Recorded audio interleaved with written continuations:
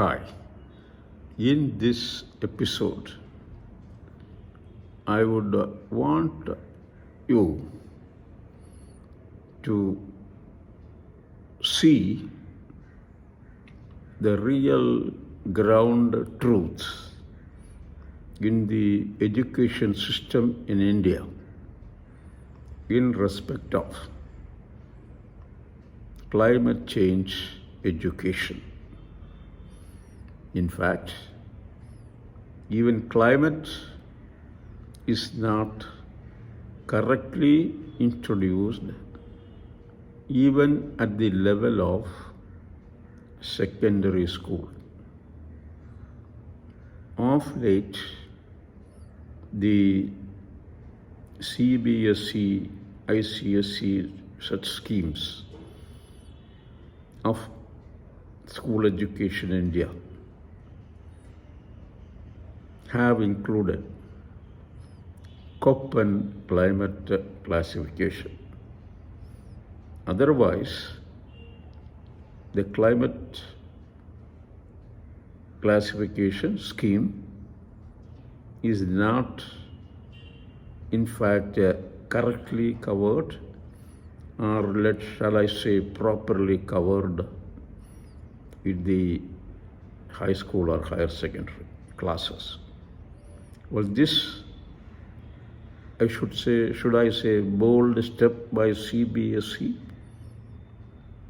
to include Köppen classification in the scheme of learning or the framework of the syllabus will make a remarkable change. Yet, climate change is probably not addressed at all. In fact, when I say Köppen classification, K-O-P-P-E-N, this is a very interesting proposal which happened in the early last century, the 1930s or so. And this was actually, like in everything what American does, the American geographers have modified a bit, and then that is what is followed in US. What it means is, for example, daily weather. Daily weather, according to IMD, in their old practice was at least to include 8 or 9 or even 10 parameters measured every day. Every day in the sense periodically, hourly intervals, or 2-hourly, 3-hourly intervals. Whereas in Köppen climate classification, only just 2 parameters are included. The precipitation in the form of rain or snow and temperature. Only 2 parameters are measured, monitored daily, or then summarized yearly, or monthly or weekly, or decadally. The advantage of Köppen classification is you don't have to go around measuring several parameters in order to define the climate or daily weather. One positive thing is the India Meteorological Department finally realized that the scheme they follow is not in line with what the rest of the world follows, and therefore they also adopted Köppen classification and provided a map showing the different climate zones based on Köppen classification. That much for climate and awareness of climate. One other thing I am aggrieved is with the INSAT in place for the last INSAT series for the last 20 or 30 years. Even Doordarshan, leave alone other channels, will never show the screen the cloud cover or the pressure variation are pressure isolines in the continent covering India. Well, in fact, there is a great deal of lethargy, I think, on the part of the officialdom, the administration, in not requiring the news channels to cover these images of India with cloud cover, etc. At least twice daily, in the morning as well as in the evening. This is a very glaring omission of the responsibility of the administration to the general public. I'm sorry. Now, coming back to climate education, its status, etc. in India. In 2020, the Yale University is in the east coast of the United States, New Haven, Connecticut. They did a study of sort of what you call as what we do in India as far as climate education is concerned. They made a discovery, or it's not a discovery, or maybe yes, 65% of Indians are unaware of climate change phenomenon. That is one finding. Number two, in the remaining 35% of the Indian population, only 80% are exposed to the drivers of climate change and mitigation of climate change. Well, in India, since 1992, there is a program of what is called the National Children's Science Congress. In 1993, the first National Children's Science Congress was held. And actually, according to their scheme, for 2 years, they follow one particular science theme. And who are all eligible for participating in the Children's Science Congress? All those kids in the high school and first year of higher secondary school. And there is a junior team and a senior team based on the ages. And every state, based on their some kind of a population basis, can send teams to the national level meet. And the teams selected by the states of India are again from the entire school system along the breadth and length of the concerned states. And during the what you call as the so-called disruption by the COVID, this has not happened. And I've participated as an advisor to this National Children's Science Congress for the Kerala region. And when I checked out the themes taken up for the National Children's Science Congress, only once weather and climate appeared. That again is a pointer to how effectively weather and climate are addressed at the school level. Well, one beauty of the Children's Science Congress is even those people who do not go to school, have not been to school, but they belong to the age groups, they can participate in the Children's Science Congress. Their projects, research projects, will be advised by a specialist teacher. So, what I mean to say is, in spite of the Children's Science Congress being held since '93, only once When I say once, it is actually for 2 years. The weather and climate was addressed. Now, I went through the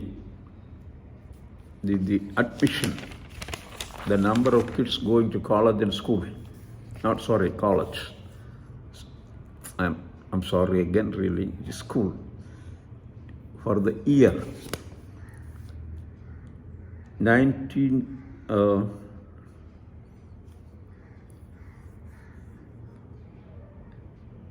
what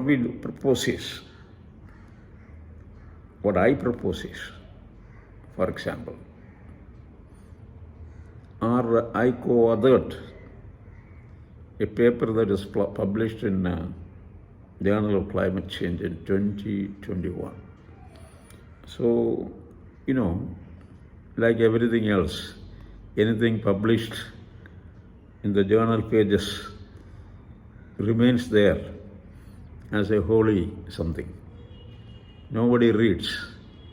Nobody, in the sense, those people who have to act will not read it. Because they are unconcerned about the science carried out, science done, the outcome of science, etc. from the labs and in published form in papers or in PhD thesis. These are never read by the administrators, including Indian Administrative Service personnel. That is the beauty. Okay, forget about ministers, MLAs, and people of that breed, who are all getting elected to panchayats, city panchayats, or corporations, municipalities, and even assemblies, and from there to the ministerial positions. Because their exposure to science is practically zero. Because not that they are, sort of morons. Instead, they have their party policy to learn and relearn, and then talk about it at length and breadth, day in and day out. But then look at the administrative service people. They are the most brilliant people at the time when they appeared for the UPSC exam and interview and got enrolled into the service. Definitely, they are a better brain carrying people, and very coolly they ignore science. I have not heard even a single man or woman in this category having read any article published in Nature, American Advanced Science, published by American Society for Advancement of Science, or even any of the journals that are published in India. They probably would be reading, well, I don't have to predict that. Only thing is, I know these things do not happen because no research finding appears in the pages of what they write or what they claim to or what they recommend to the government. Now, now I have to talk to you about something about the national education policy adopted in 2020 and implemented since 2023 in the school system, colleges, etc. in India, in the school education as well as in the higher education area. So what does it say? In fact, it is a 5 plus 3 plus 3 plus 4 scheme. The 5 is actually the foundation stage, the foundation as they call it. That is from kindergarten to class 3. Then you have a intermediate stage and 2 such stages, like for example, foundation, intermediate stage or middle stage, and middle stage is followed by a secondary stage. Secondary stage is followed by higher secondary. In other words, secondary has two parts. One is between ages or classes 11 and 12, and the initial is earlier one is obviously between classes 9 and 10. In the middle stage, we have proposed, or the NEP visualizes classes 6 to 8, and then classes 6 to 8, that is the middle stage, and covering the ages of 11 and 13. So there is earlier to that, there is a preparatory stage where it is kids of 8 and 10 years will be participating, and the classes are 3 and 5. So this is the way it is arranged. In other words, we have a 5 plus 3 plus 3 plus 4. Out of that, we have a grouping. 5 is the foundation. Then we have 4 is our secondary, and 3 is the preparatory and middle stage. Now, this has replaced. This has been introduced, and it has not replaced the entire school education system in the state of in the Union of India, but at least the central government school system, they have adopted it. Now, what we proposed in our original published paper is that we have to have a kind of exposure given to even at the students, even at the kindergarten stage. In other words, kindergarten, and in the new scheme, the foundation, it is a play is intertwined with learning process. You play, the kids play and learn basic concepts of languages and some math or arithmetic. Or, what is a day, what is night, what is monsoon, what is summer, and things of that sort. And most of the time, in the kindergarten, it is dancing and singing and activities. So activities are created that will address or tell the kids what is the weather today, how weather affects a person, how weather affects a plant, how weather affects an animal. This kind of exposure to climate and weather are introduced. And very reasonably, we have excluded the senior secondary from any kind of climate-based education.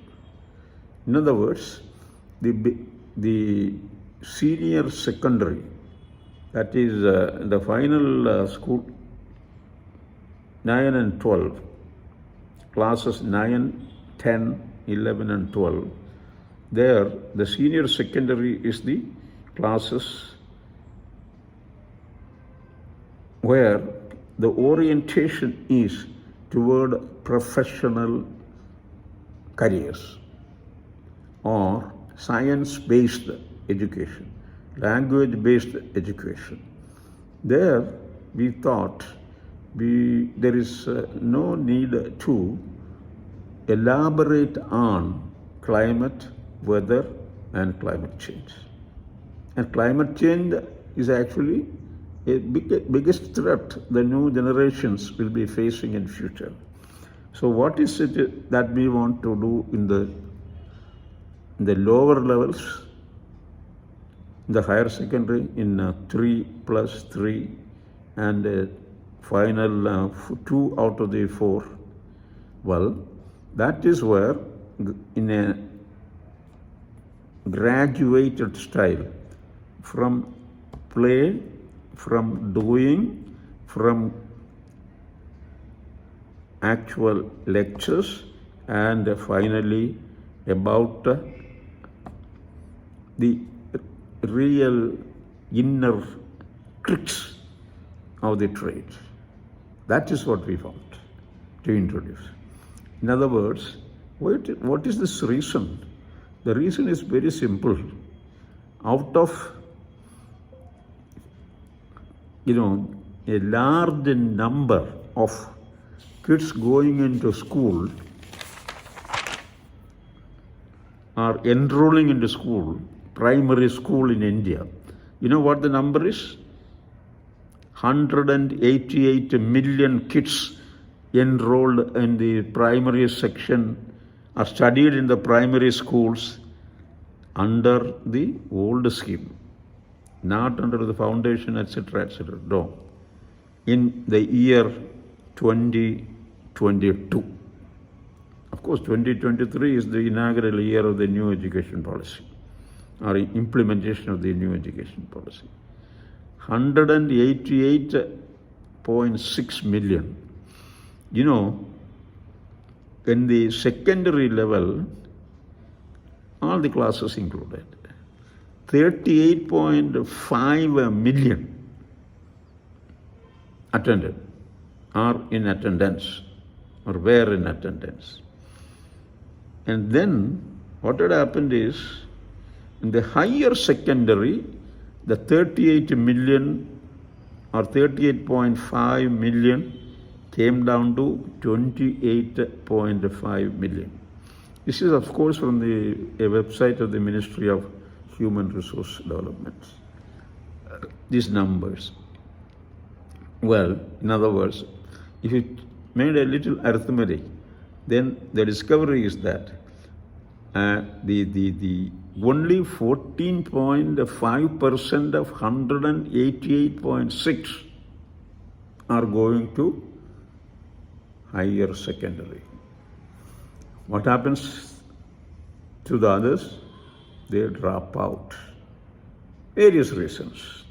Making money, going for a job, or just going to be, going out of the school, no interest in learning and stuff, reading. So, my point is, out of this 188, only 28.5 reach the higher secondary level.